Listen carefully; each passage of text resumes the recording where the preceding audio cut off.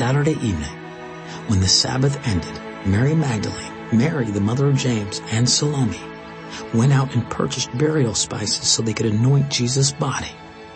Very early on Sunday morning, just at sunrise, they went to the tomb. On the way, they were asking each other, "Who will roll away the stone for us from the entrance to the tomb?" But as they arrived, they looked up and saw that the stone, which was very large, had already been rolled aside.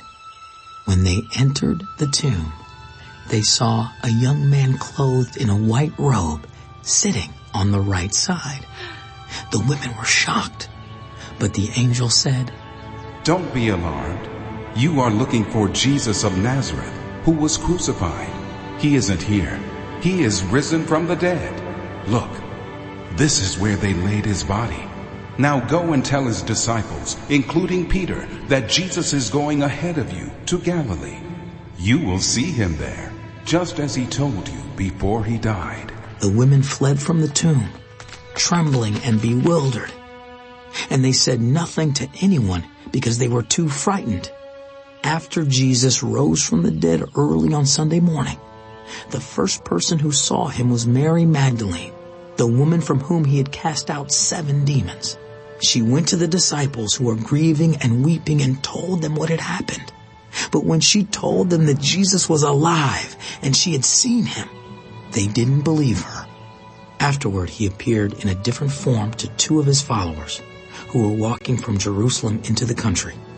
They rushed back to tell the others, but no one believed them. Still later, he appeared to the 11 disciples as they were eating together. He rebuked them for their stubborn unbelief because they refused to believe those who had seen him after he had been raised from the dead. And then he told them, "Go into all the world and preach the good news to everyone.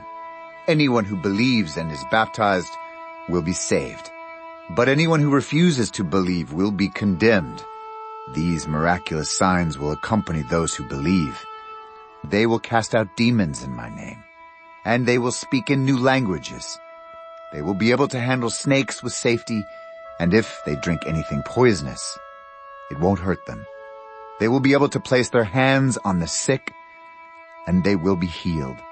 When the Lord Jesus had finished talking with them, he was taken up into heaven and sat down in the place of honor at God's right hand. And the disciples went everywhere and preached. And the Lord worked through them, confirming what they said by many miraculous signs.